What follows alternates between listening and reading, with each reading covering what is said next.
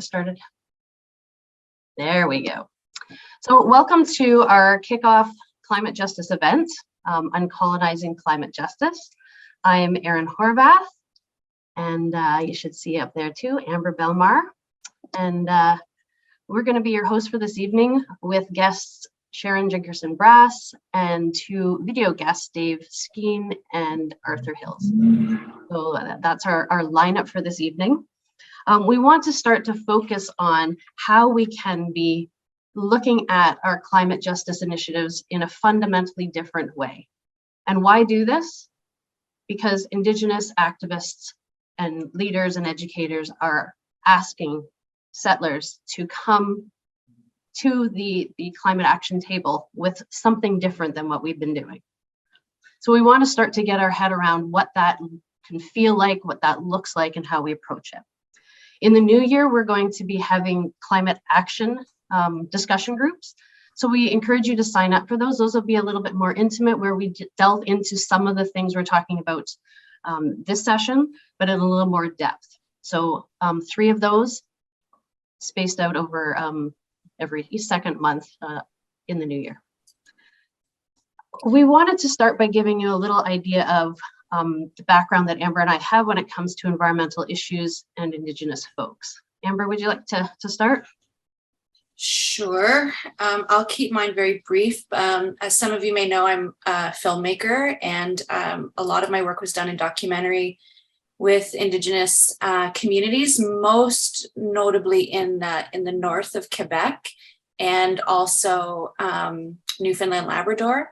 And I did a documentary with an Inuk director, journalist, about the Muskrat Falls Hydro Dam and the difficulties of the challenges of powering homes without disempowering the people to make those decisions. So I learned a lot on that in the field there, and I'll just pull back and let Erin step in.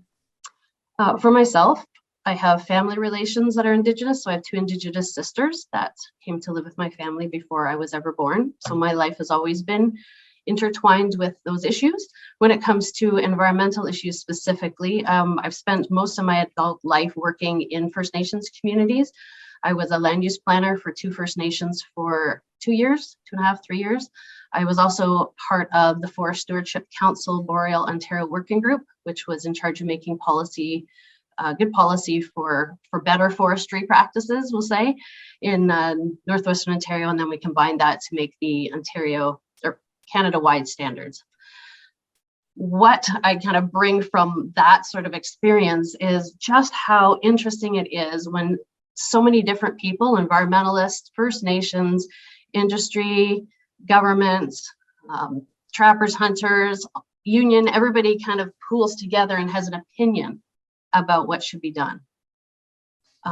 Fascinating for me to be involved in watching some of these dynamics, some of what you would think it's supposed to work out maybe doesn't work out, different agendas, different collisions, you might say, and then also some unexpected allyships come forth. So I hope that when we talk, I can bring some of what I've observed into our conversations as we try to work out the nuances of what this might look and feel like. Yeah, you've got a lot behind you. And we just wanted to have a little disclaimer here to remind people that the CUC does not have an official stance on any of this. But our role, Erin and myself, consider ourselves the official provocateurs of the CUC in terms of social justice. So we're here to shake things up, to make us think a little bit differently and reflect a little bit differently. So if you're feeling that, then we're on the right track. And our role is really more to amplify Indigenous voices in terms of, we're going to look at decolonization as a metaphor, which is something that we're learning as we go, Indigenous climate action, and the process of land back and the value of that. Okay, so we're going to do the housekeeping and the logistics of tonight. We're working through the beginning phases of this this night together. So we are going to start with a metaphor to ground our time together so that we're all thinking in the same way. And we're going to learn some new terms about colonize, uncolonize, decolonize. I know you've seen this word uncolonize pop up. What is that? We're going to have learn some teachings from our elder in residence, Sharon Jinkerson Brass. Thank you, Sharon, for being here. And we're going to watch a video with Arthur Hill and Dave Skeen, who actually practiced a land back ceremony. And they were part of a land transfer in Kitchener-Waterloo. And I guess what we'll say is the chat, let's use the chat respectfully when it's requested. It's there, but we don't want it to be a distraction. And we don't want to divide our attention. So we will be using it tonight, but just wait for it. All right. And again, as provocateurs, we're here to unsettle us, unsettle the settler mentality in us. And we're going to use the responsibility covenant to help us work through feelings of discomfort and feeling unsettled. So here's the responsibility covenant, as you can see.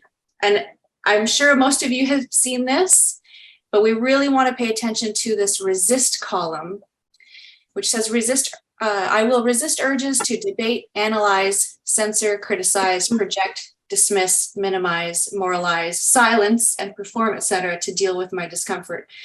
These are all very classic ways that we like to displace how we're feeling.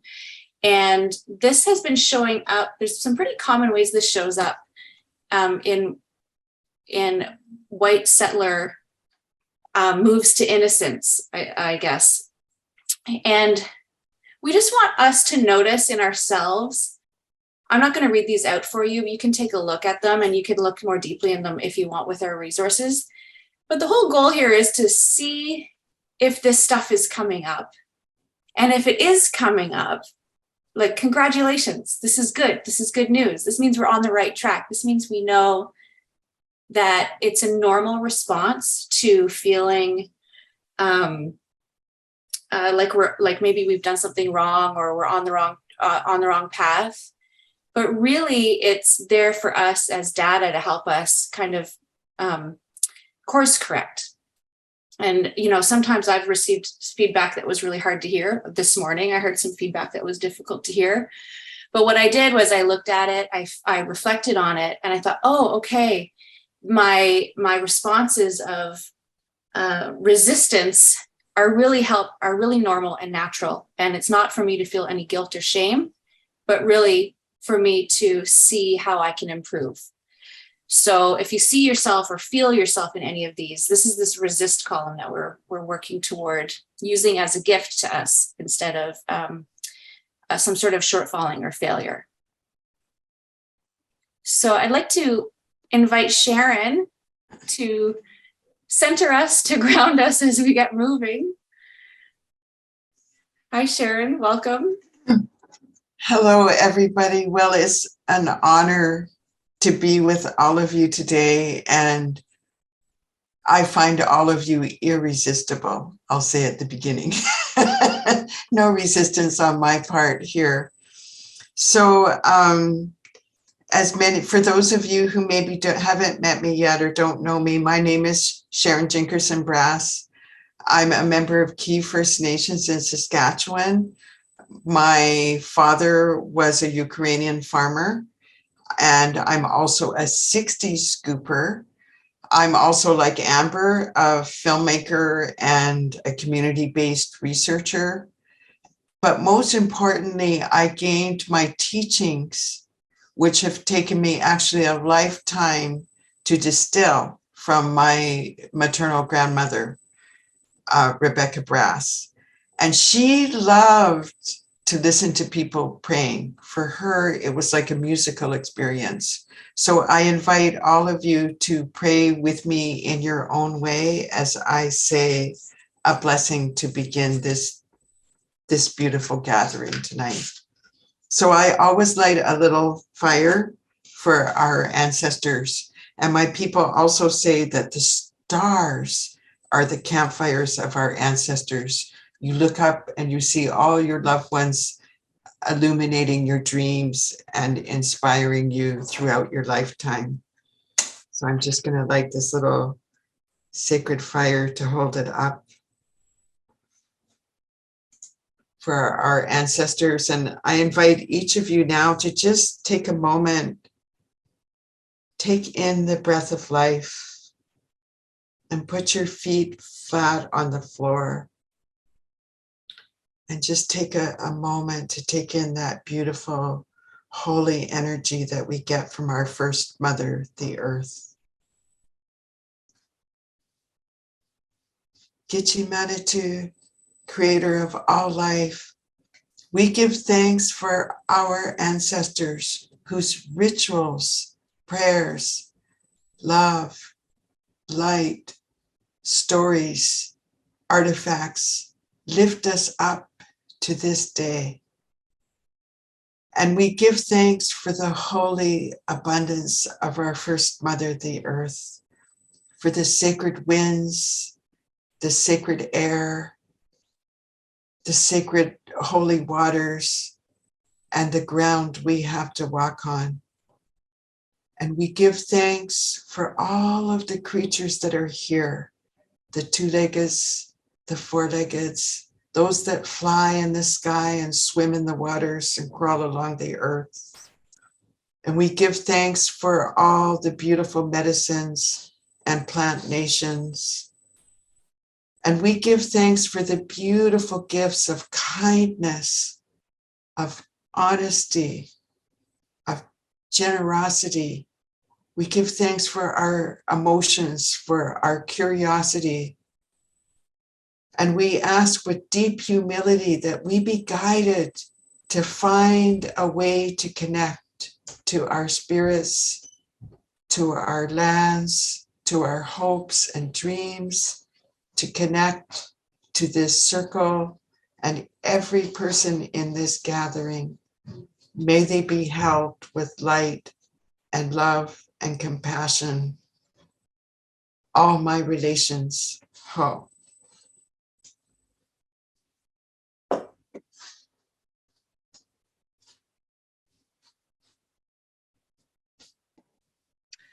Oh, thank you, Sharon. That's a wonderful way to start this session. And Sharon will help us at the end to ground, which is, I think, will be really wonderful for us because we are going to do a little bit of unsettling, I guess you would call it, right? Unsettling the settler within. So let's start this evening with a metaphor. And this metaphor, some of you may have encountered it before in our workshops, but we like to share it tonight so that we have a common coming back to place. So I want you to imagine right now that you and a few others on the screen and myself, we're in the car. We're in a car, right? And we got the steering wheel here, right? And we're buzzing along quite nicely. And we have quite a few people. We're stopping off. We're getting a few more in, right? We're driving along. And I just like to say that I want to acknowledge that I'm driving Amber's car. I want to thank Amber for all her hard work in keeping the car so brilliantly in shape for so many, like, time immemorial. I've been told that she's done such a great job with this. I want to acknowledge, that it's sort of unfortunate that we had to get all the seats and, things like that. And I know we're driving a little bit to the edge, to the brink, maybe it might conk out, but I really want to thank her and her family and her peoples for their work. And where is Amber? Let's pop the trunk. Oh, there she is. Amber, can you give a wave? Give a wave from the trunk, Amber. There she is. Yeah, we just want to acknowledge you, Amber, that you and your peoples have done such an amazing job with this car. And we feel so privileged to be in it. Again, sorry that we've gutted it, but we did you notice that we stopped and we got a really beautiful paint job? It's green. It's beautiful green. Yeah. I'll leave it there. Let that sink in. Perhaps if we were to take the metaphor a little further, we might have squabbled over who got to be in the driver's seat or who was holding the steering wheel. Perhaps we might have had like referendums about which people, which guests in this car are the most important, but all while keeping Amber and her family and her peoples and her communities in the trunk. So when we share metaphors in this case, right, what we are trying to do is to see if we can expand our understanding in a way maybe that we haven't thought about it before. So in this particular case, we want to describe and think about how our typical climate justice movements go. You know, how are they? How do we behave in them? How are we engaged within them? And then how does that way of being relate to our metaphor? You can share your answers in the chat, or you can share them by raising your hand and just within like a line or two so that everyone has a chance to share. We can take a few moments and just think about these. I have a list right now of about 10 that came to my mind, but what comes to your mind when we think about how our climate justice movements operate now?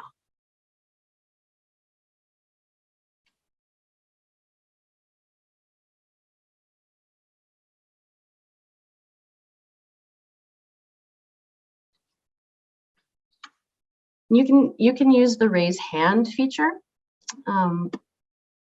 Where is it? In the reactions button at the bottom. And then Gilbert, I know you're on your phone. I'm not sure how you would do it on a phone, but for everybody else, we can do raise hand, and Gilbert, we can, oh, there you go. You figured it out. All right, go ahead, Gilbert. You can unmute yourself. Yeah, am I unmuted? Mm-hmm. Yeah.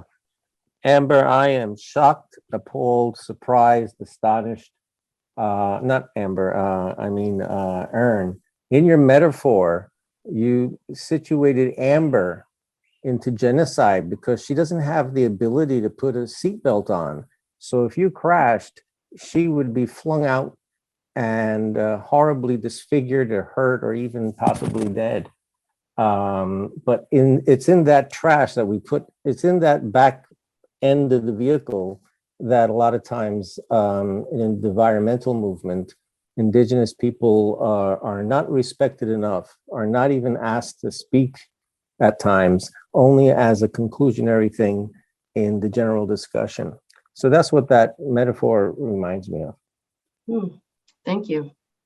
And I've definitely witnessed that in meetings where it's kind of like an addendum or something like that, where people are allowed to speak, but in this very short way, abbreviated thing that fits within the white culture that's going on. Yeah. Thank you, Gilbert. You can just pop your hand down. Stephen. So what I think about is the way that I find a lot of government leaders react to questions or concerns regarding this issue and related issues, which is that, well, they often come back to the point we have to keep in mind that we're only thinking of you. We're only doing this out of what we know is the best interests that we have for you. And you must always consider that when you have concerns of what we're doing. Yeah, definitely. Thank you, Stephen.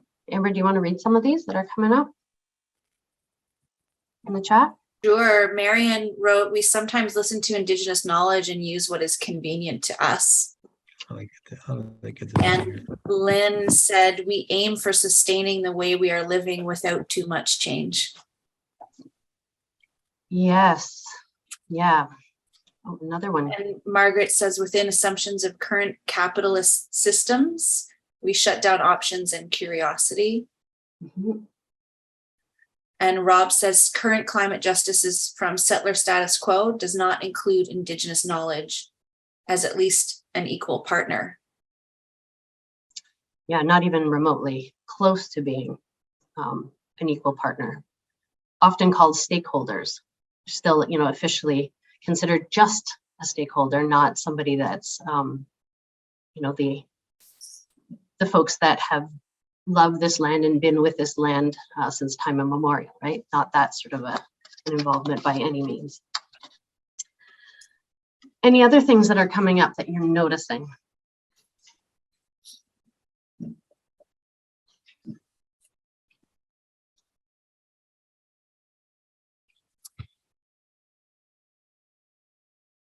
you want to read? Continue reading? Yeah, sure. Colin says, I'll second what Lynn said. Politicians and business leaders seem convinced that we can solve climate change without changing our way of life. And Catherine wrote, we lack awareness of the impact of our actions on either Indigenous communities, people, and on the planet. Mm-hmm. And Gilbert.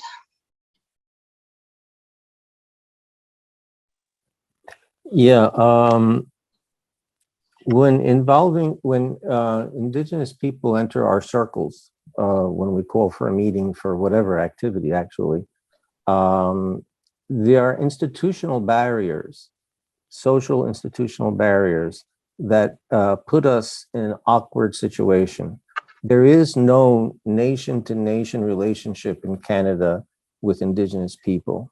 And as Erin had pointed out, and some of the readings that you had provided prior to today's gathering, because of those institutional barriers, we have to explain ahead of time, I find, what is the relationship we're going to have during the meeting. And also to remind people at the meeting that we all have different cultural ways to present ourselves, and to be patient and to allow people to speak. And so we generally follow the UU thing for the guidelines for when we're at a CUC meeting, in that everybody has time, and more time can be granted if people are trying to get to a point. So I think that's very important, because it is, for some people, a culture shock when they have to deal in coalition with others. Mm. Thank you, Gilbert. You want to read the last couple that have come up, Amber? Yeah. The last two say, Amber is captured and out of our minds entirely. We are driving carelessly without any concern for Amber. Mm-hmm.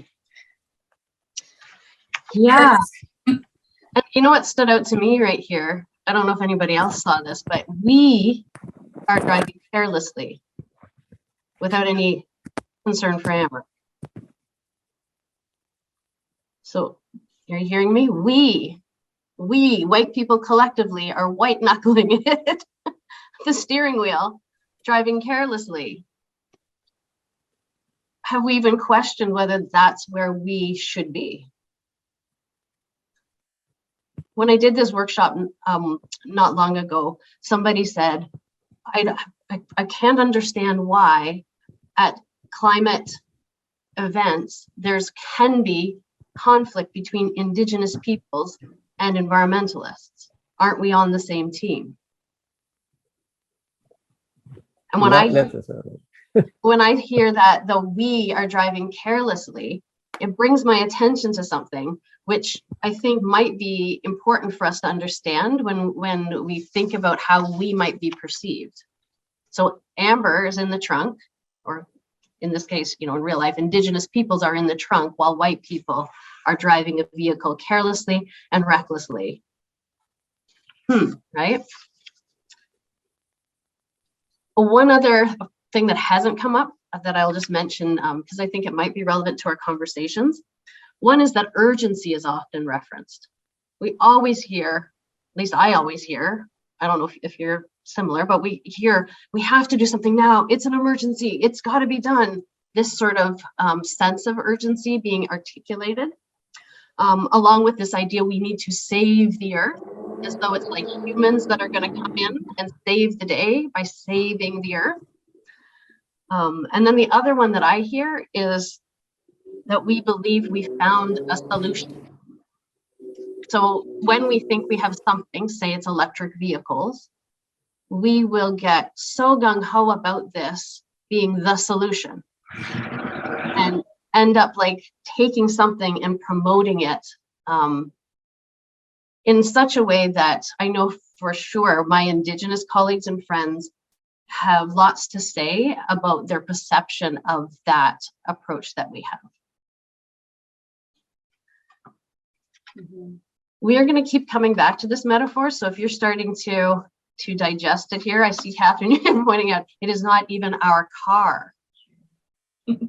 Yeah, so now we're starting to get even deeper into understanding, you know, some of these challenges that we're in a car, it's not ours. We've gutted it. We've invited in a whole bunch of people into Amber's car. Amber didn't invite them in. She didn't even invite us into her car, like whoever's driving, right? But we keep inviting more people into the car. We're arguing over who gets what amount of the car.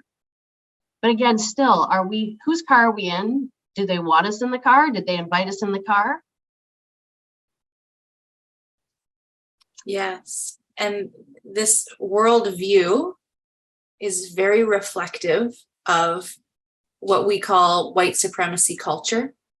And so we're trying to get us to maybe see how these things are related. Sense of urgency, defensiveness and denial.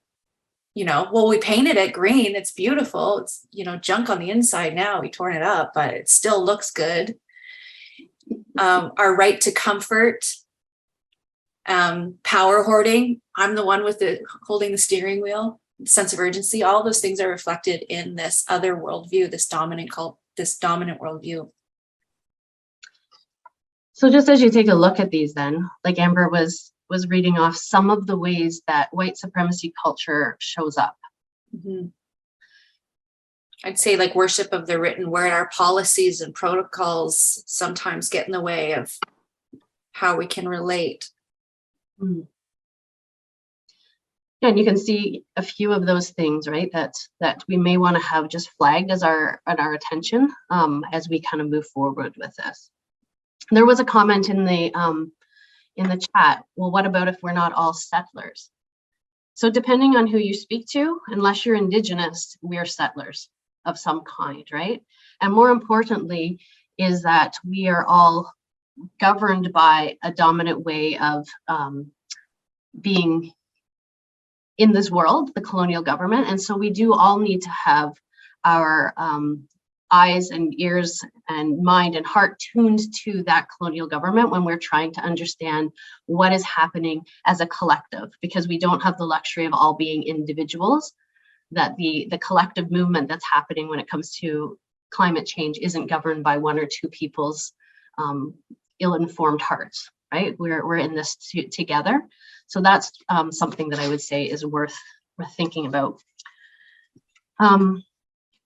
I'm just noticing our time. Gilbert, do you mind if we keep moving and bring back to come back, or do you want to, is your comment relevant to immediately what we're discussing? It's okay? Okay. Just immediately to what you're discussing is that if you have a person of color or a recent immigrant in the group, they don't understand sometimes the thing about this whiteness, and yet they relate to it, because when you're an immigrant and you come to Canada or North America in general, you're given the perspective of a colonial perspective, a white perspective, and we call our Indians First Nations, and that is your introduction, official governmental introduction to Canada. So those perceptions and also the age difference in generation from the immigrant, and so one thing is very good to do in these meetings is to identify at the beginning of the meeting that if you're not a First Nations person, you are a settler, period. And to keep that in mind when you raise your hands. And then people will ask the question, how am I a settler? I just became a citizen or something like that. And that's actually is very helpful. Yeah. Okay. Thank you. Thank you for that. So we're going to move on to the next section, which is we want to start talking about how can we be doing things differently, right? Before we delve into that, what we thought we would do is look at those three definitions, colonize, decolonize, and uncolonize, just so that we have a common understanding of what we mean together when we're using those words. And then we'll talk about how we can start to switch this metaphor around, and then we'll hear from Sharon. Okay, so let's see if we can take a look at some definitions here. So what do we mean when we talk about colonize? So we're talking about the taking over of occupied Indigenous lands by a country, the eliminating of the Indigenous peoples, the occupying the lands themselves, and making any remaining Indigenous peoples subjects under colonial rule. And the part about eliminating is important because that is the primary goal, was that we want to have this land, but we need to get rid of the Indigenous peoples on it. It is a structure, not an event, and it's ongoing. So we're not talking about learning the history of something that happened. We're talking about the structure of how our society is set up, the way that we interact with each other, the way that we interact with the land. That's what we mean when we're talking about colonial. And every single day we wake up, we animate the colonial system. We decide to keep it alive or not in our actions. And yes, our individual actions matter, and still it's the collective that needs to be navigated. Then what does it mean to decolonize? This is kind of the most literal, because in some countries they do this. So a mass revolution to remove all people not native to stolen land back to their land of origin and returning government control, community control, resources, processes, and sovereignty to Indigenous peoples. This does happen in other parts of the world. What we have is called settler colonialism, which means people from another country came and stayed. Let's look then at what uncolonized means. So this word is starting to show up to distinguish what happens within a settler person from what happens with the land and with Indigenous peoples. So it's the work settlers, so that's people of European descent and non-Indigenous peoples, can do internally to distance and detach from colonial ways of thinking, relating, and being on the land. So this would be what we would commonly think of as like conscientization work, like when we start to realize our own privilege, when we start to realize that we set up a society that benefits some people and disadvantages other people. It's all that stuff that happens between our ears, but not necessarily what happens to get back to the decolonizing definition, right? The return of Indigenous lands and the respect of sovereignty of Indigenous peoples, not the same thing.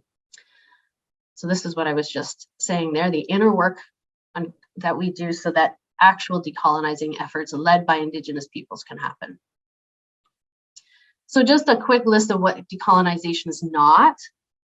It's not converting Indigenous policies or politics, to move this into a Western doctrine of liberation. It's not a philanthropic process of helping the at-risk and alleviating suffering. It's not a generic term for the struggle against oppressive conditions and outcomes. It's not conscientization. It's not evangelization. It's not social enterprises with Indigenous communities. It's not including Indigenous peoples in Western institutions or making those more inclusive. For example, the CUC would be a Western institution. It's not that. It's not non-Indigenous people developing relationships with Indigenous people. That's all social justice. Decolonization requires the repatriation of Indigenous land and life. It's a pretty kind of straight and simple answer there. So take that all in It might be, if you're hearing it for the first time, that might feel kind of big. And now we want to spend a little bit of time talking about how we can switch this scenario around in the metaphor. So just now, just for a second, pop back into the metaphor. We got Amber in the trunk. We got various different folks, settler folks in the vehicle. We got somebody, probably a white person, probably male, probably wealthy, steering. How can we change this metaphor around? Use the chat, start to fill it up there with ideas. Amber will start to call those out. And of course, if you can't use the chat, then you can unmute yourself for sure.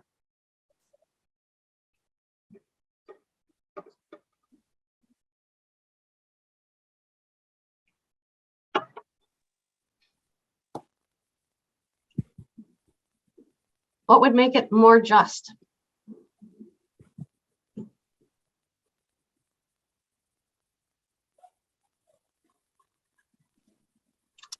We see Stephen with your hand up. I apologize, I can't seem to use the chat. I simply thought more just would be to allow Amber to drive without restriction and allow her to have control of the vehicle. Great. Rob says in the chat, change the metaphor, get out of the car and walk together. Mm. And Margaret asks, would all the settlers need to get out of the car? And Catherine says, brake gently, get out everyone, get Amber out of the trunk. Marion, we have to start with letting Amber out of the trunk. Maybe she doesn't want to go anywhere. Margaret, again, we get out of the car, let Amber out, and see what she wants to do with her car. Interesting. Seeing a little pattern here. Colin, start by opening the trunk and acknowledge their existence. That's a good start, right? Yeah. That's why I love playing around with metaphors, because it often will get us to think about the things that we would otherwise forget if we we're just thinking about in real life terms. Yeah, but this, very real thing about just acknowledging somebody, like really acknowledging them, like their humanity, who they are, their place, like really being and seeing that person, that can often change the scenario entirely. I think the interesting one for me is see what she wants to do with her car. There's this implication that there's ownership of the car in the first place. And that's so that's an important distinction, right? Mm-hmm. Just to read this that Casey wrote, there would also be a need to pay for the damage that has happened to the car, to Amber and her community. Thanks, Casey. Appreciate that one.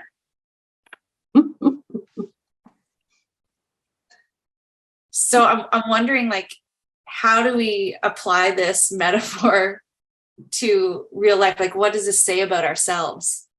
White knuckling. If we're going to apply this turn, this change.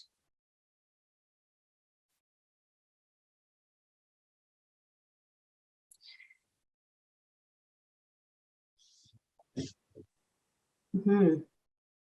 Gilbert, did you want to say something? I see your hand up. Yeah. That I just wanted to say that the three terms you're using, I just wanted to compliment you because they are the three terms that the United Nations use after World War II in the process of decolonizing the former colonies of the imperial powers that were involved in World War II. and yeah, especially the the colonial mind.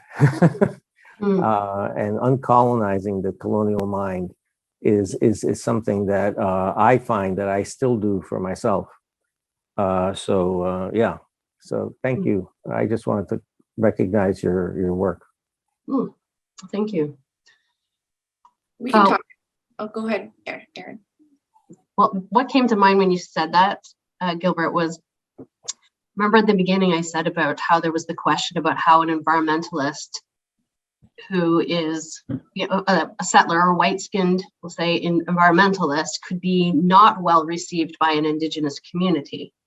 And what came to my mind was when you're talking about the uncolonizing, right? It's if somebody comes forward without having done that internal work, it's the idea that they feel entitled to lead, that they feel entitled to have an agenda, that they've declared that we are working within this car idea, as opposed to getting out and walking or canoeing or being in place and not moving around at all, right? That's a settler notion, that moving around across an ocean to be here, like that's a thing desirable that you'd want to do, is move about, right? So what I hear my Indigenous friends and colleagues in communities that I've worked with say, especially as, say, someone like myself, is that if I'm going to be involved as a white person in helping whatever their cause is, it has to be their cause.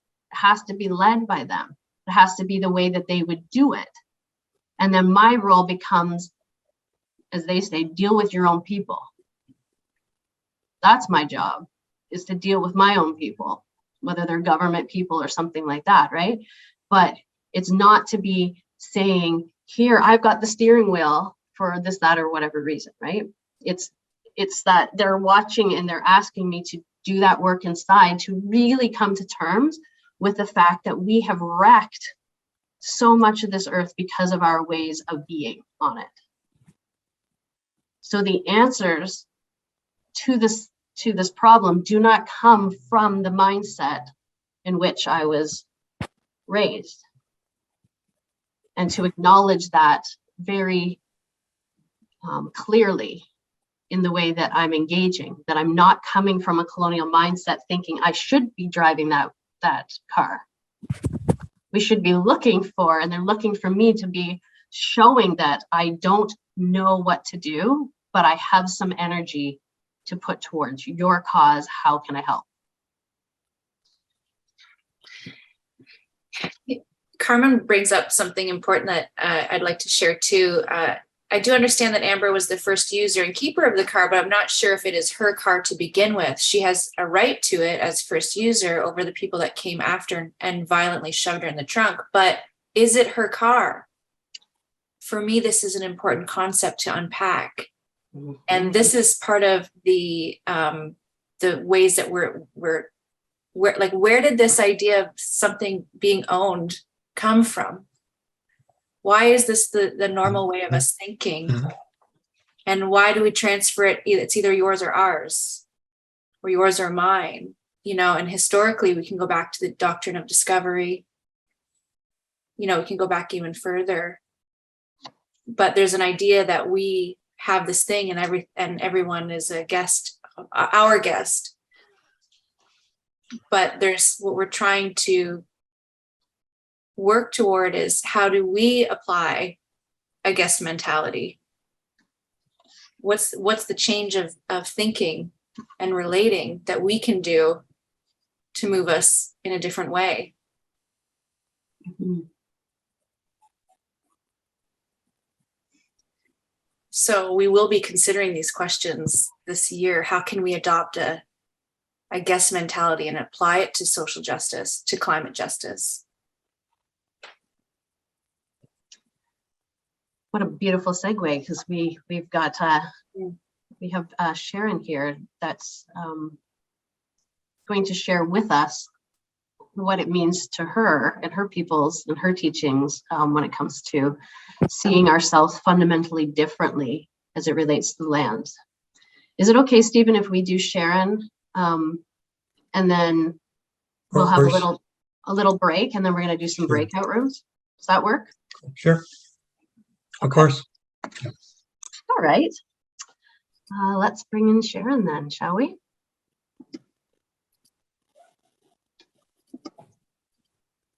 Hi.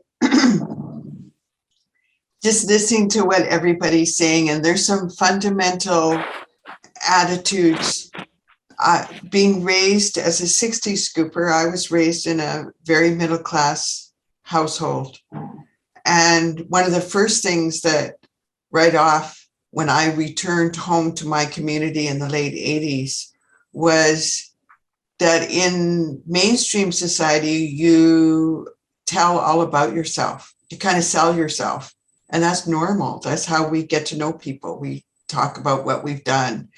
In our community, you connect with people. It's more interactional, and things unfold over time. It's not quite rude. I'm trying to find the words to describe it, but it's more of a connecting versus trying to impress somebody. It's more relational. And the other thing is that I quickly realized too that I was raised with fear and obedience.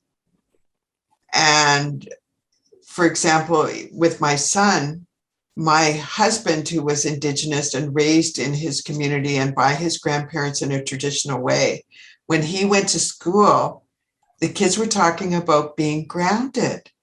And Solomon didn't know what is this being grounded, he asked, and they explained it to him.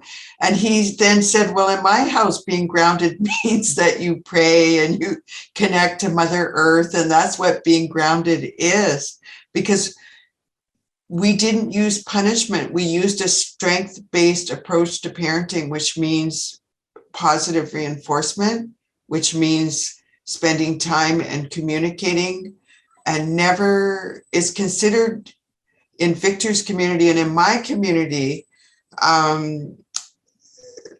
like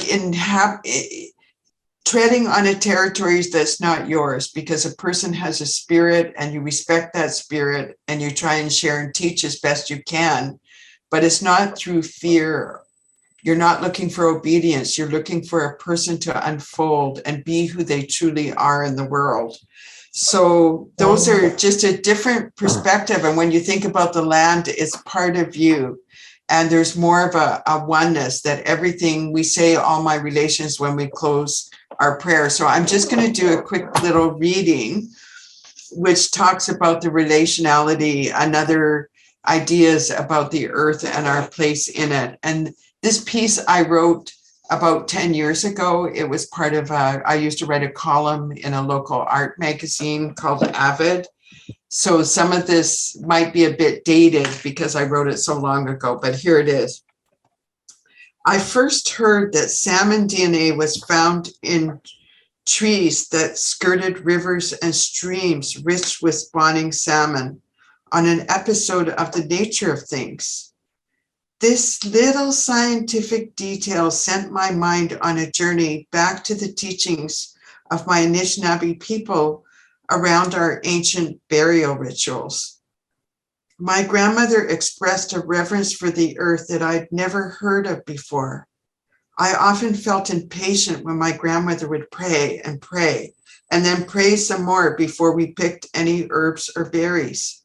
Sometimes I would count in my mind the number of berries I could have picked while we stood there in prayer.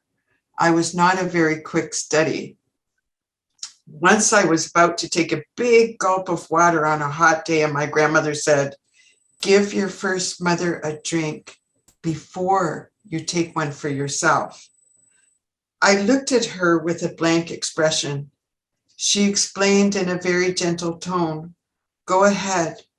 Pour some water on the ground before you take a drink for yourself, and remember your first mother." I sat still, and inside, I asked my first mother for forgiveness for not sharing my water with her sooner. I carefully poured a few drops of water on the ground. This simple ritual caused me to connect to the earth in a very powerful way. In that quiet moment of remembrance, the earth became a living entity to me. She held my hopes, my dreams, my ancestors, my children and unborn grandchildren, my life, my future, and my spirit. It was clear she had a relationship with me, but somehow I did not have one with her. That is until my heart was opened. My grandmother was always troubled by the interruption of our traditional burial practices. And I agree with her, but like everything else, I did not have a very deep understanding of why this issue bothered her so much. To my grandmother, the notion of putting a body in a casket was akin to putting a human being in solitary confinement for eternity. The teachings I received from my grandmother was that everything was related to us. The deer, our brothers, the sacred trees, our ancestors, and the medicine plants, our keepers. She said that this cycle was hindered by the fact that we no longer sent our bodies back to our first Holy Mother in a natural way. Women also gave our monthly blood back to the earth in a sacred way, and it nourished the grass in the forests. Our flesh and blood was a holy gift that must be returned to the earth so the sacred circle of life could continue forever. This got me thinking about the discovery of salmon DNA in the treetops near the ocean.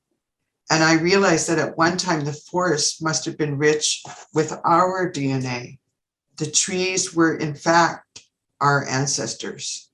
The deer ate the grass that sprung from our bodies, and we in turn feasted on corn that was grown on land that was enriched with the blood of their ancestors. No wonder why old ones in indigenous tribes fell ill when taken from their land. Today, I respect the trees as my ancestors and also the ancestors of all that has come before me. Water is the blood of Mother Earth, the life of all that was, is, and will be. The Anishinaabe and many other tribes have a special way of closing our prayers. We say, all my relations. When I take a drink of water on a hot summer day, I behold the beauty that surrounds me. And after pouring a couple of drops on the earth, I whisper, all my relations. So just in closing and to summarize that colonization to me is like a blight around the earth, because if we aren't connected spiritually and emotionally, then the land is a commodity. And when it's a commodity and we're not in reciprocal relationship, that's when the disrespect, that's when the commodification. And we see that with our women. Another way that our art is considered for talented people only. So we've commodified spirit that way because we're meant to be creative as human beings. And all of these things that my people refer to as spirit sickness, and people aren't even aware. And if you lived on a land where your ancestors had gone into the land and all of you come from someplace, have a main thread in your DNA, and you have a land somewhere where all of your ancestors are buried. And I think that in the colonial world, that wasn't a value. And so people just left their homelands behind, and many maybe missed relatives, but then you're living disconnected from your place in the earth, from where your ancestors live. And that's why the connection to this land for my people is different. Do we need to share? Do we need to create an all my relations opportunities in moving forward and collaborating on our communities? Because love is such an incredible power. And if we can build on love rather than fear and obedience, we will begin to create an all my relations scenario. So is it policy? Is climate change a change with us individually to be more compassionate. And that's where, when you're speaking about some of the devastation in the attitudes, always hold yourselves with compassion, because people didn't invent this. It was something that was hoisted on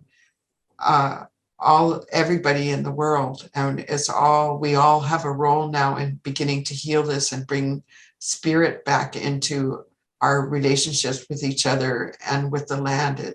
Policy manages people, spirituality inspires people. So thank you for listening.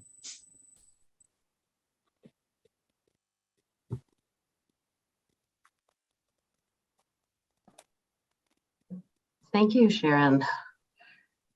Your last bit there reminds me, I was reading an Indigenous activist article recently, and she was talking about the settler wound.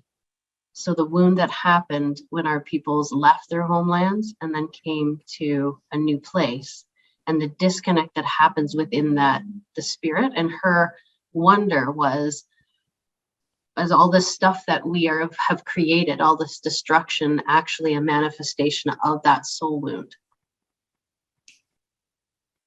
And I found that really, really moving. And absolutely, Erin, because the only people with healthy poop on this planet is the Amazonians. They live off the land, their ancestors are there, they have a reciprocal relationship with the land, and the incidence in their health is nothing compared to the rest of us in the colonial world. We pay through our health, we pay in multiple ways through the stress of the colonial world. And so when you have this reciprocal relationship and your ancestors are there, it changes everything, including our health. It's sort of a win-win, but we kind of, with the capitalist mentality and a view of ourselves as our things, we think that it's going to be a big loss, but actually we're going to have a big, we'll be wealthy when we have an all my relations connected way of being. We'll all be wealthy that way. Thank you. We will be talking about the settler wound in one of our action groups. That will be one of our focuses, because I think that is an area for much exploration.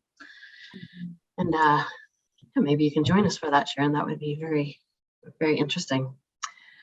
Okay, so where from here? We're going to take a little break, little bio break, 5 minutes.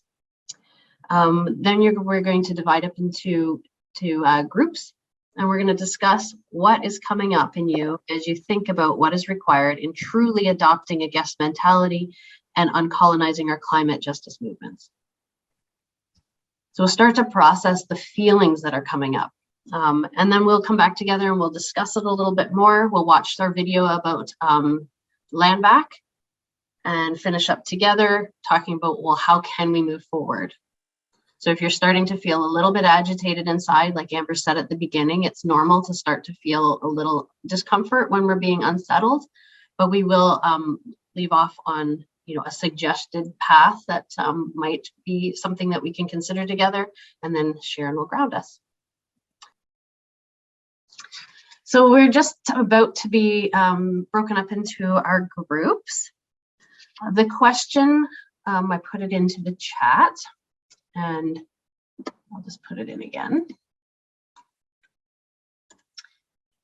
So when you're in your groups, I think there's groups of 4. We'll give about 12 minutes to talk. If you can give each person 2 minutes and have somebody just be a timer for your group, that would be great, so everybody has an equal chance. Use the responsibility covenant. So if somebody's having a hard time with projecting outwards, an easy thing that you can do is just say to them, what's coming up inside you? What's the feelings that are coming up, right? And then that way we help guide people to look inward at the internal experience. And then the last thing is, when we come back together, we'd like you to have just one person from your group be willing to share, 30 seconds to 60 seconds of just sort of what came up. What were some of the themes that came up in your groups? Okay. And I think Vita was breaking us up into groups. Are we ready to go? Oh, there you go. Should see it pop up. We'll see you shortly.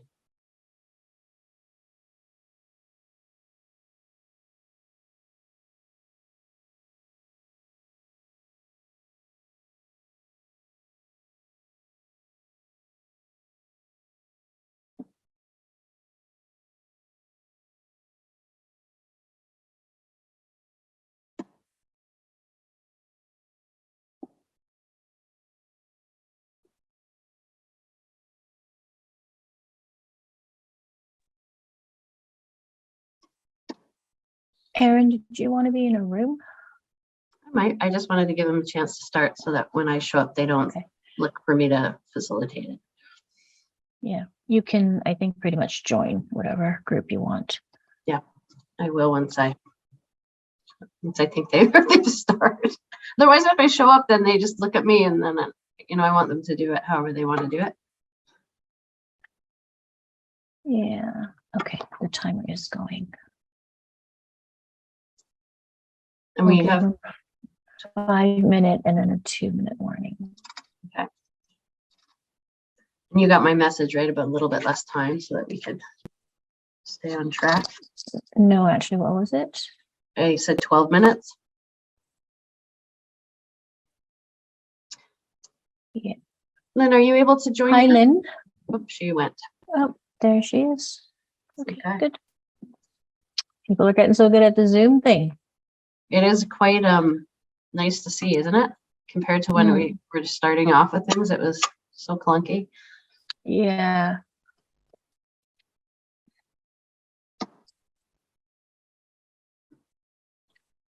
Yeah, we lost a few people after the break. 4 people. Well, that's okay. I mean, that's why it's good that we're recording so that we can, Mhm. we can pick it up later. Mhm. Should we be stopping or pausing the recording right now? Oh, yeah, we can.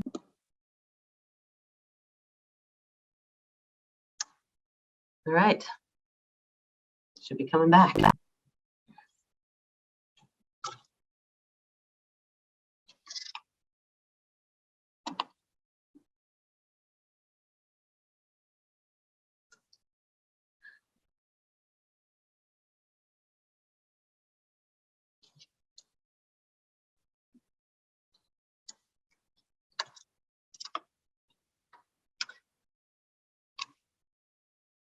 And welcome back.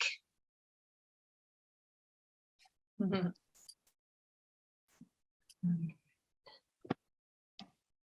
That was interesting. I don't think we chose someone in our group to speak, but very curious what some of the responses were in your groups. What's coming up? How are we grappling with these ideas? And maybe you could share like just a 30-second 60-second recap of a theme or two that came up in your conversations.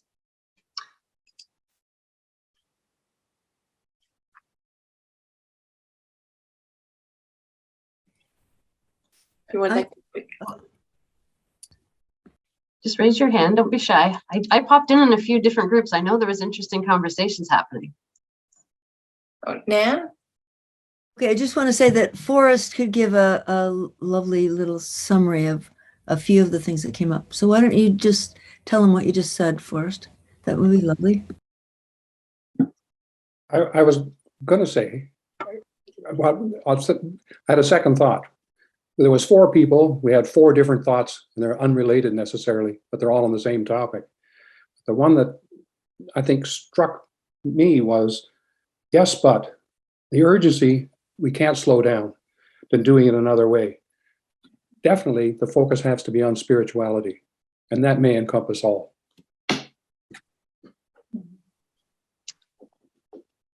Interesting, thank you.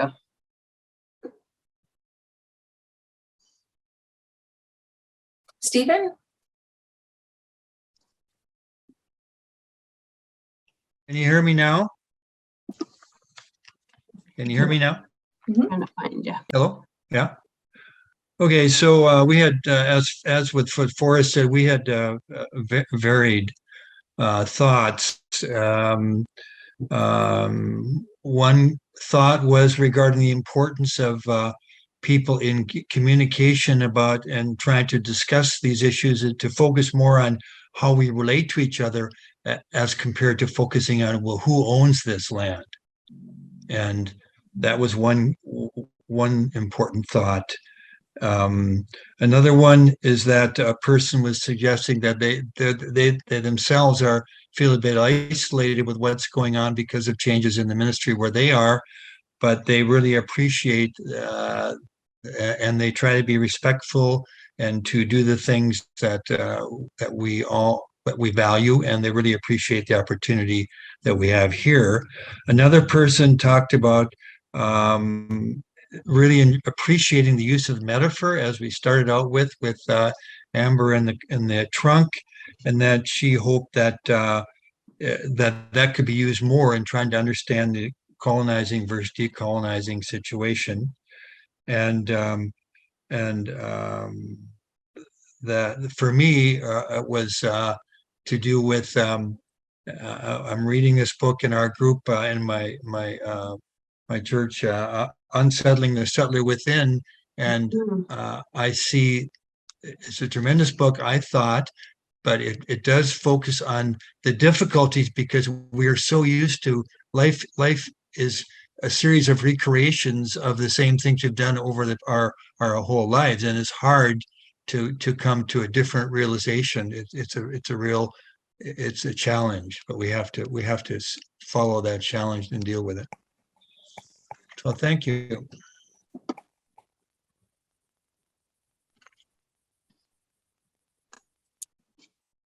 So I could speak for our group. We also did not pick anybody to speak, but I don't see if anybody else in our group wants to speak up, please do. I mean, one of the things that we started out just talking about was just how easy it is just to feel overwhelmed at times, and just to acknowledge that and recognize that that is a normal reaction. Also, just really looking at, in terms of being involved with change and so forth, just having the time to devote is really something. And so some of us are retired from full-time employment, and that really, and raising young kids. So there's just having time availability to do something is important, and we just really respect those that are able to devote more time when they have young family and other jobs and so forth to look at the same time. Another thing that came up was just the whole thing about the terms that we use and the definition that we were shown earlier this evening in terms of what colonize is. It would use the word occupying the land. And so one of the things that we can do is really look at the terminology that we use. And among the materials that had been given out earlier was the use of Sakish, I think is how he says his name, was pointing out that perhaps occupier is a better term to be using rather than settler. And so that those kind of questions are coming up to consider. And I think those were some of the things that we talked about anyway. I'm wondering, because of time, which is one thing that we always have to adhere to around here, if we would like to watch a short video of an example of what land back could look like. Erin, do you want to introduce this video? Sure. And just so you know, if you have any other sort of reflections, feel free to use the chat so that we can share those too.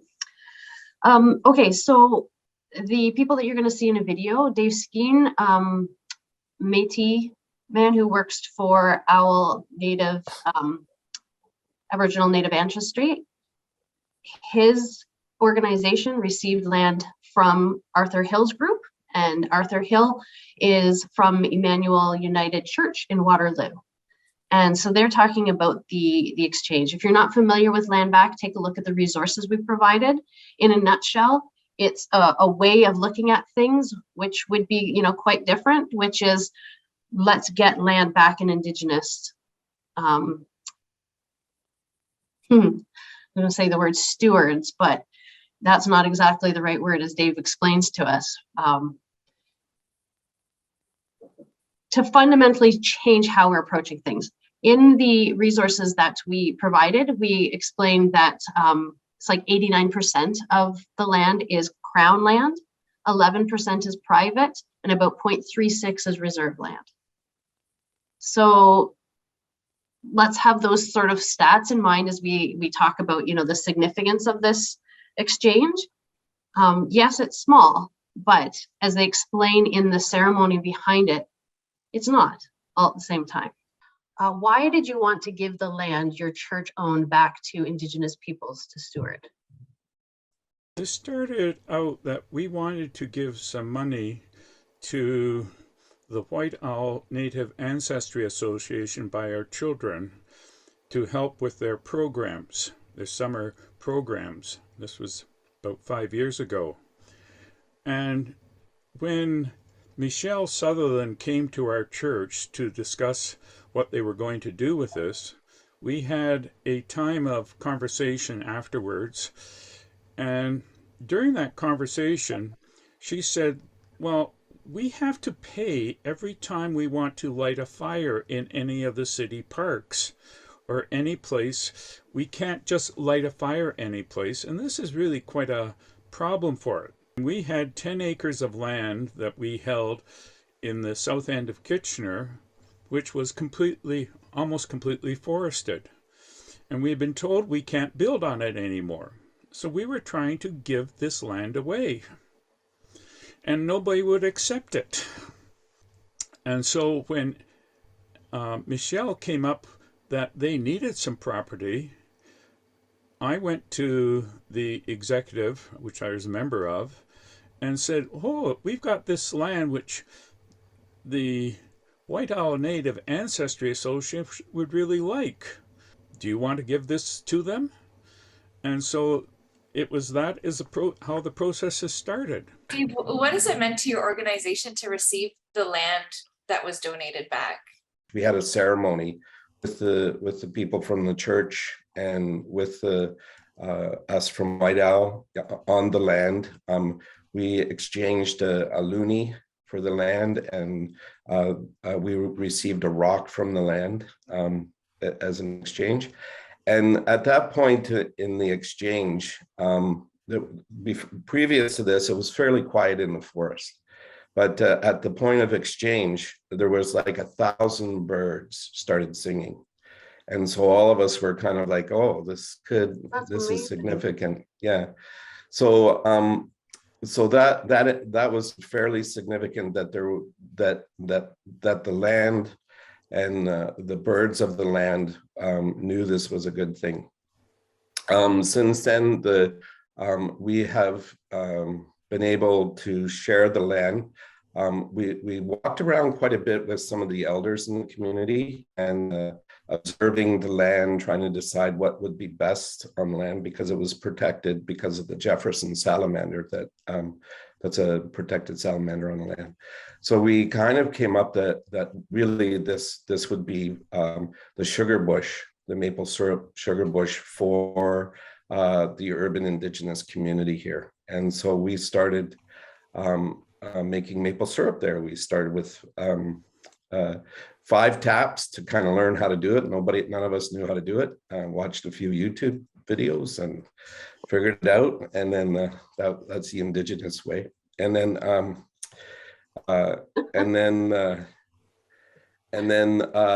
did 20 taps the next year, and then we did 110 the next year. And the last couple of years, we've been doing about 130 taps, 3 taps there, and boiling about 130 liters, making 130 liters of maple syrup every year.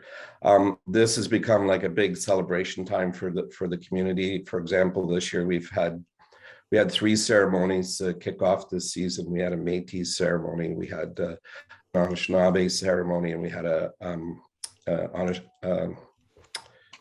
Mohawk ceremony in the Sugar Bush, celebrating the beginning of the maple season.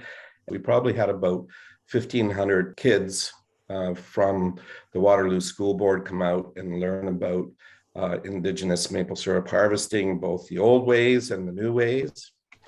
And then we probably had 2 celebrations with our own Indigenous community in the Sugar Bush of probably about 300 people. So this year was a very, very busy year.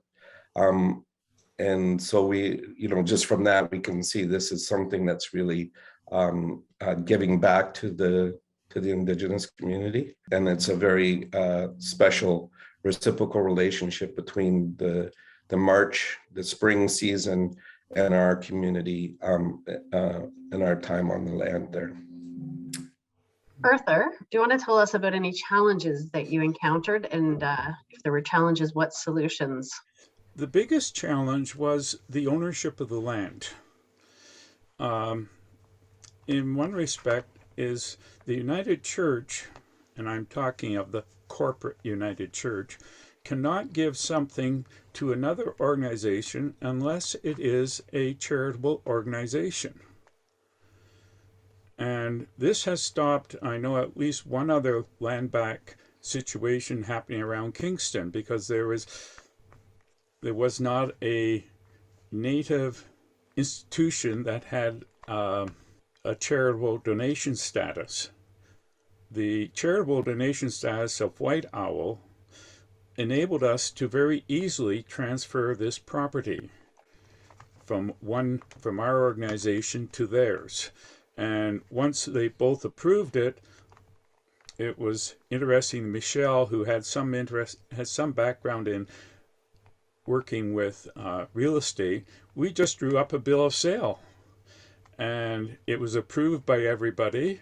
And as Dave says, we had a ceremony in which we gave back the land to them, and it was everybody was very pleased with that, from both the United Church perspective, because it was recognized not only at our local area, but also by the regional United Church representative was there at that time also. Well, that is really interesting, because that's like a colonial government law, right? That says you have to be a charity in this certain way. So in order for you to do this decolonizing act, right, it had to jump through a colonial hoop. I think that's an interesting irony there, right? Dave, then how is returning land to Indigenous stewardship an essential part of climate action?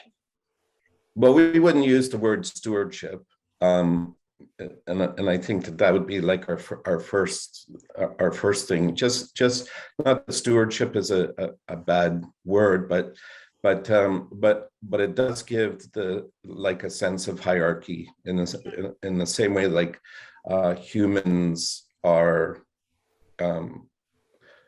have more are higher up in the hierarchical scale than the land. And the first thing is, so as we approach the land from a place where it's a reciprocal relationship, and even a little bit more with the for Indigenous people, we draw our identity, and a great deal of our identity and understanding of who we are as a people from our relationship with land in a local sense. Which is the beginning of what I would say would be our environmental action, and our environmental action is relational based, and that reciprocal relationship is really significant. So without, as an Indigenous person living in a city and working with Indigenous people who live in the city. And many of us now are disconnected from traditional territories or reserves, are kind of more fully urbanized.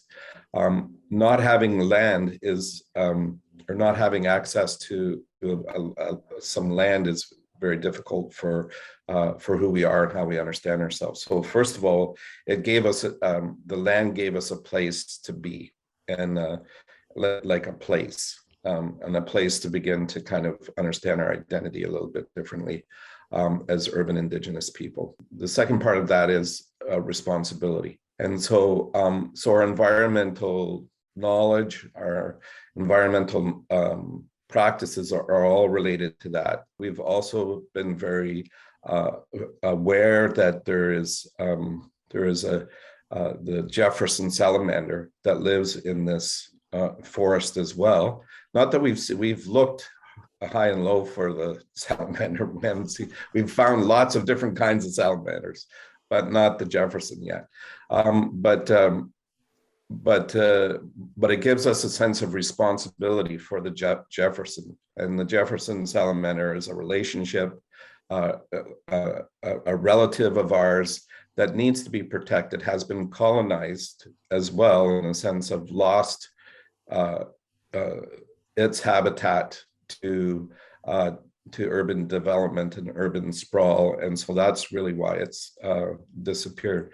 So we've made a commitment to, as an organization and as the community that we work with, to continue to protect that Jefferson salamander, because we see it as a responsibility ourselves to do that. We have the opportunity, like during the Sugar Bush time, to introduce a lot of young Indigenous and non-Indigenous young people to an environmental knowledge based on an Indigenous understanding in that forest during the springtime. And like I said earlier, like probably 1,500 Indigenous and non-Indigenous youth and children went through the forest this year and heard our story and our connection to the relationship with this land. And I think the other thing too is the relationship with the church as well. That story has been told now like quite a few times in quite a few different arenas, and I think that that's a significant story of understanding aspects of reconciliation, but also I would say our understanding of reconciliation too, as Indigenous people, is that reconciliation cannot happen until all peoples reconcile themselves to the land. And that's really the beginning of reconciliation. And I think in this action between the church and White Owl, there has been that environmental reconciliation, because we are reconciling ourselves to the land. Thank you. I can really appreciate the importance of the locality, like the regionality of the return, and how you're able to connect. So people who are close by can connect to themselves through the land, and then with each other, and then let that kind of resonate outward. You also have to realize that this is all in the boundaries of the city of Kitchener. Mm-hmm. Yeah. That and there is housing developments going up not that far from it, isn't it right, Dave? I mean, all around it is like when we first got the land, it was quite a distance from a house to our land. Right now, like it's basically like right there. Like you walk out of the forest and you can see houses right away. Wow. Yeah. So you want to talk about climate, right? If you can see that stark of a difference between this plot of land and what would happen if the city of Kitchener went status quo on all of it, right? It would be housing. And so I think that is a really interesting reality. Now, the interesting thing too is that there's like hundreds of these protected spaces, not just in Kitchener, but Kitchener, Waterloo, the different regions have hundreds of these spaces that actually people don't really want. because it's protected for whatever reason, like a Jefferson salamander or maybe a rare species of something else. And people don't know what to do with it, and developers can't develop it. And anyway, once we got this land, we started hearing about all kinds of other land that's out there. And we have 10.5 acres, but there's more protected land around us. We're just a plot within a large area that's been protected. So Interesting story, right? And I like how Dave was speaking about the act of being reconciled to the land. And you can tell, I happen to know Dave, he's one of my relatives. So for a long, long time, I've been around him. And if I could record the many times he says the word relationship, it's like probably his most spoken word besides hello is relationship. Like everything is about relationship and being in relationship. And it reminds me of some of our conversations before about, you know, everything's urgent. We don't have time. We got to move forward on this. It's a climate crisis. It's very difficult to slow down and you know, have that kind of relationship that he's describing. And the beauty of that with those birds. Oh my goodness. Yeah. So amazing.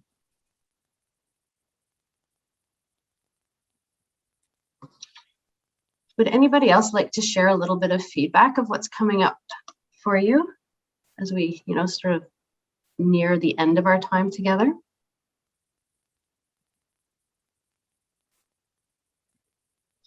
Gilbert.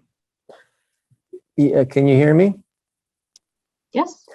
Yeah, our group, one of the things was about sovereignty, not sovereignty, about colonization and not colonization, but decolonization and uncolonizing. And if to hear that for the first time, it is puzzling because both words have a long history. And so I think that's something that that needs to be, you know, shared among many others in the UU movement. That they're specific. Uncolonizing is the mind, and decolonization is the issue of between nations. And to understand, people can come together on the environment. Because they're really synonymous with both as issues for both concepts. One thing about that was just brought up, I remember in our particular group, we had a discussion about that the Micmacs in the East had bought land as a nation. Just the nation corporation bought land next door to them, and they kept buying more land, and it came to the city, next to the town actually, and the town went to the province, and the province went to the federal government, and they basically said, "You can't buy the land, Micmacs," and so they had to do some kind of transfer. Precisely because basically the laws of Canada prohibit nations, indigenous nations, from buying land and incorporate it into the reserves. That's how the Canada government sees it. That if that nation buys land, then that means the Canadian government loses land. And so that's their perception of what it is. So, you know, it's hilarious when they say, oh, we have to share the land. When Trudeau said that just once, it's like, you're not really sharing it. So anyway, so I found tonight very fascinating and eye-opening and stuff. And I really thank you guys for organizing this stuff. It's really wonderful to listen to and to learn. And also all your work. I haven't seen the videos, but all the documents you sent in your messages were wonderful. Thank you. You're very welcome.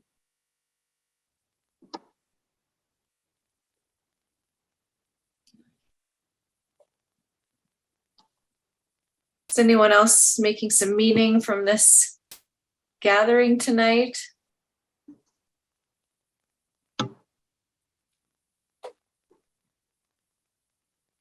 Stephen? Just a quick thing here. If I heard that recent discussion of the land bank, at the end of it, did the one gentleman say that 1,500 students had been exposed to this whole situation and learned about? Was that the correct number? Because that just is staggering to me, the importance of how, that whole idea, one idea passed on to somebody else. It's just so powerful, and the importance of doing this just becomes so clear when those numbers alone, and for young people to learn. Because in British Columbia, until this year, grade 12 was not required. No grade 12s were required to have an Indigenous course. Now that's going to change now. So again, something magnifies by a lot of people doing something of importance. So it's very heartwarming to hear that. Mm. And one of the key things that I think is important for us to recognize as things like this story become more known is that sometimes there can be this belief that the competency does not exist within Indigenous populations to actually lead settler folks out of this climate crisis that we're in, right? That, if you give, like in this case here, a small land exchange, but imagine there was more land exchange, it might bring up in us those concerns about, well, would that be a good idea? What will happen if we do that?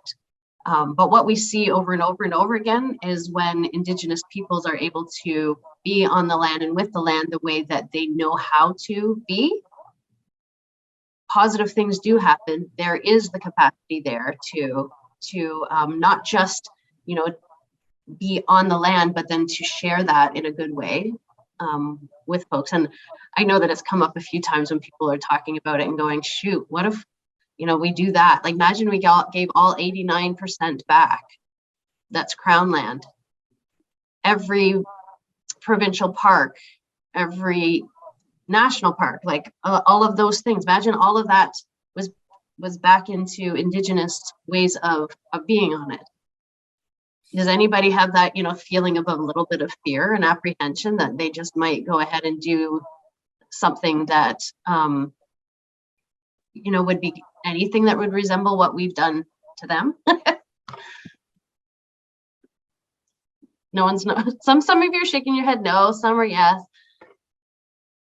I mean, I've heard and I've had many feelings myself when I've thought about this, that come up. Because it's not always clear cut, right? Like if you look at the electric car issue, you have the Ring of Fire in Northwestern Ontario, and some Indigenous communities want to have that mined, and some do not. So to say that, if you give all land back, that Indigenous peoples will just do maple syrup bushes with it is not necessarily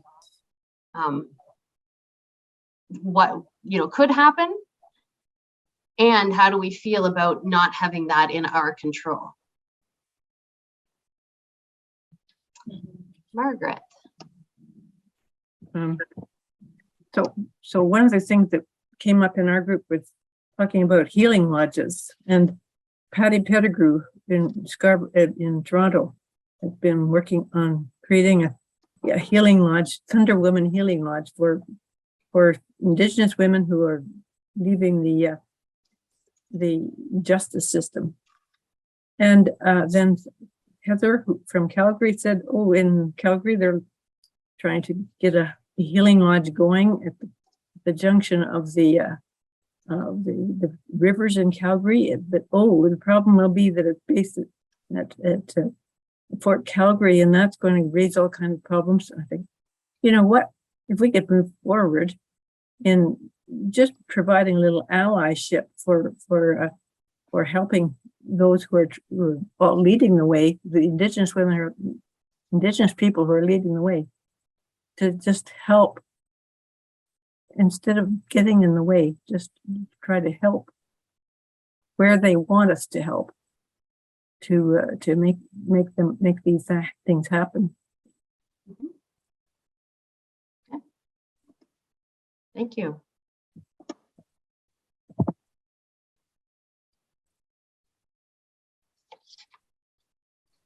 Catherine, I see you. And then for time, we're going to have to start thinking about moving forward and hearing some more words from Sharon.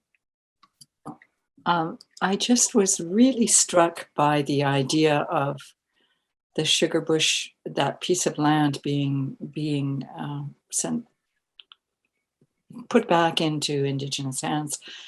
And it occurred to me that out here, and this is Vancouver and the terminus of the Trans Mountain Pipeline, the only people who really had a kind of legal leverage were the Tsleil-Waututh to stop the Trans Mountain Pipeline, because the hearings about the pipeline were so narrow that nobody else really could talk.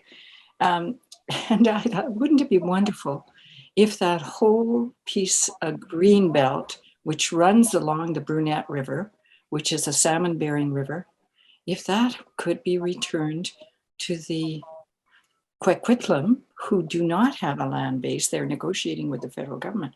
It just seemed like such a wonderful idea.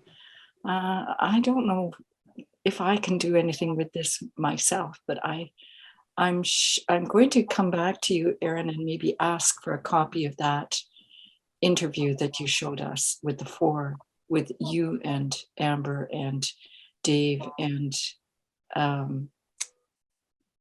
Arthur Hill. Yes. We'll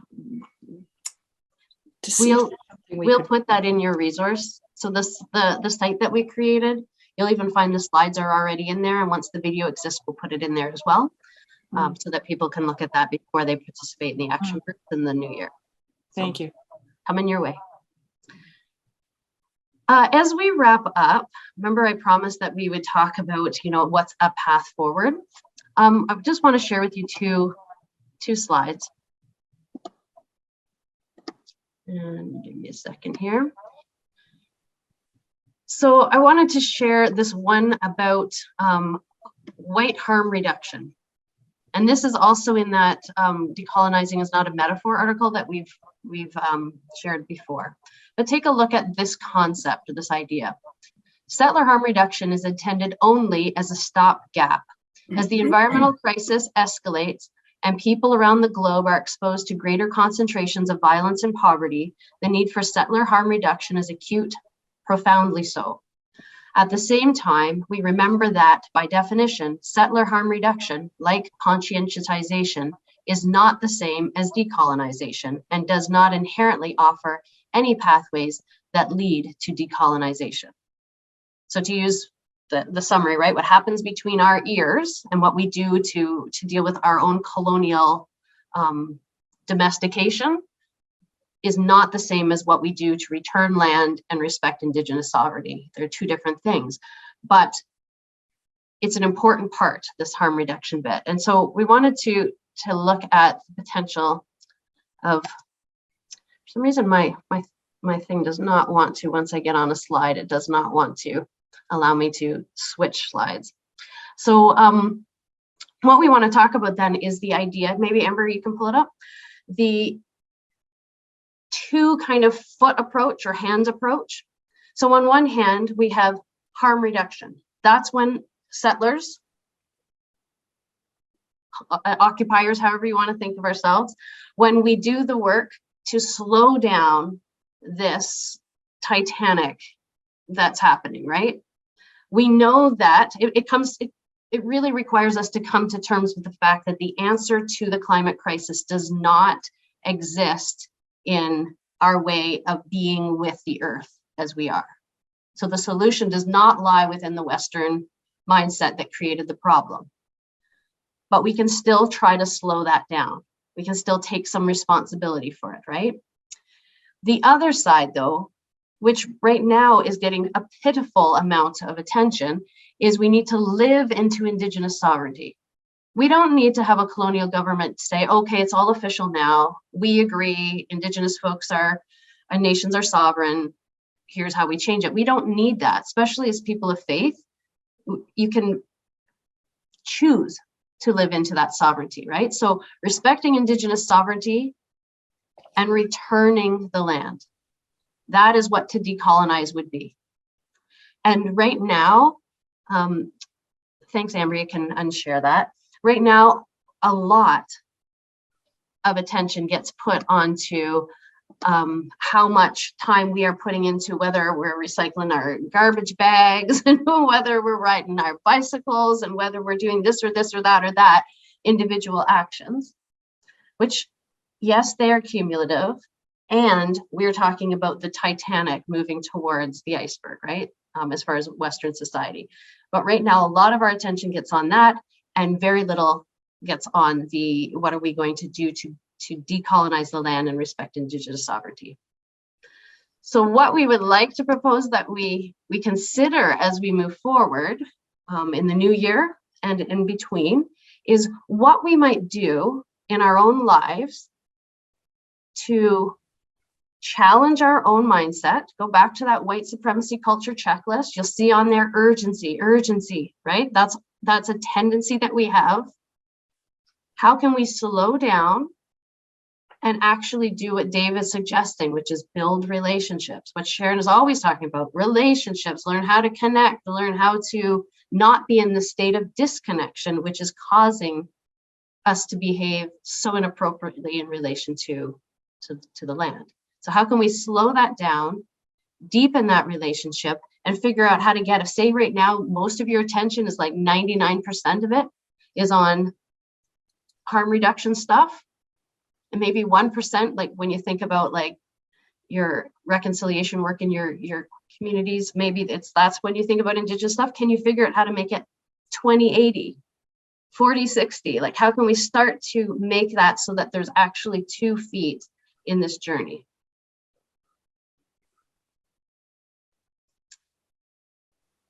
And we'll talk in detail more about this in our action groups, because it's a big shift, seismic shift, some might say. But I think it's something that if we can deal with the unsettledness that comes up in us long enough and sit with that long enough to actually figure out how we might do differently and be differently, that we could actually find a different path forward when it comes to our climate movement. So I look forward to, and I know Amber, we look forward to having more of these conversations with you.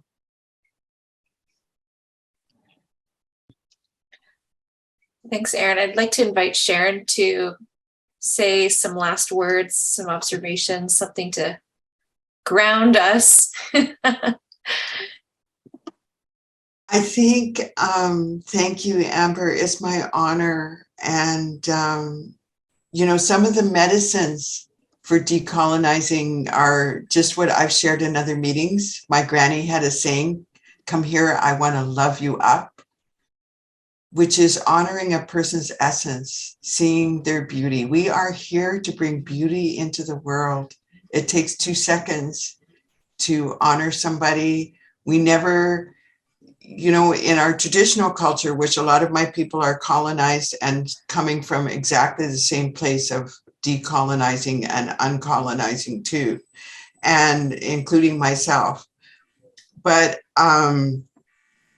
before you have a meeting, check in with people, see how they're doing, connect, work in a connected way. You can choose to do that instead of just like getting right down. That is considered so abrasive to walk into a band office in my community and just get straight to the point. You connect with somebody, you see their humanity and say, isn't it a beautiful day? Just something simple. The other thing that Amber and I talked about is hugging a tree. You know, trees have deep roots in the earth and it is powerful. There's a real frenetic energy that's available to us. But because in the colonial world makes fun of emotions, makes fun of connections, it's embedded in the culture to be disconnected is cool. But I can tell you, if you humble yourself and walk up to a tree and wrap your arms around it, you will find a deep, solemn connection to all life and in the moment. And it's holy.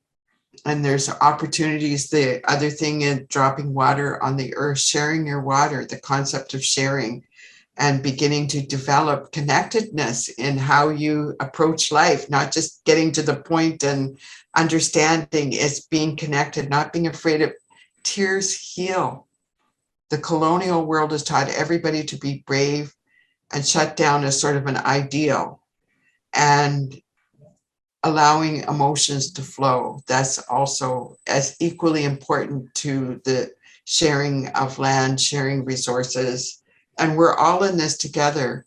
You know, in my nation, we have just as many people that are suffering from the impact of colonization and are struggling to find their way. So we're all in this together. And what a beautiful group. I also want to honor and acknowledge that there's leadership here. You are leading the way. You've chosen, made a conscious decision to put yourself on this path. And it's hard.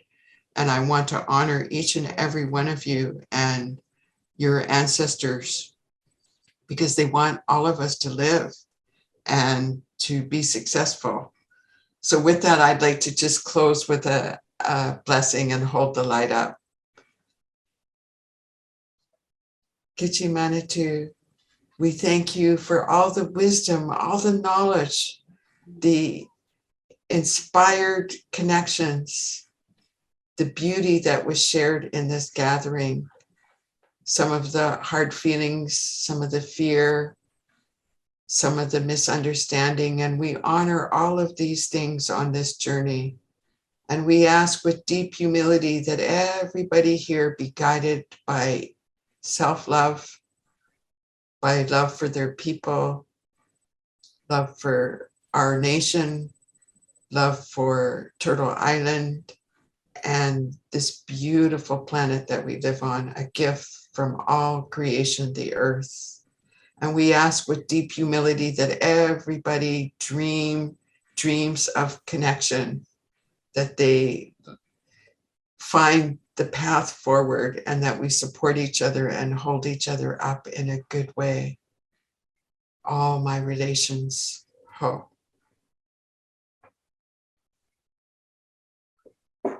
Thank you, Sharon. Thank you, everyone, for coming. Again, showing up is a good thing. I want to thank Dave and Arthur, who aren't here, but they were here and shared a lot with us. And also just to invite everyone to join our climate action groups that are coming up. Keep your eye out for the registration. And we'll be able to move forward together with 2 feet. And if anyone would like to speak a little bit more, because you had something on your heart and you didn't get to share it, Amber and I will stay a little bit after, and you're welcome to stay here in this group and finish up. We'll stay about another 15 minutes. And only if you want to. With that, good night or good afternoon, wherever you are.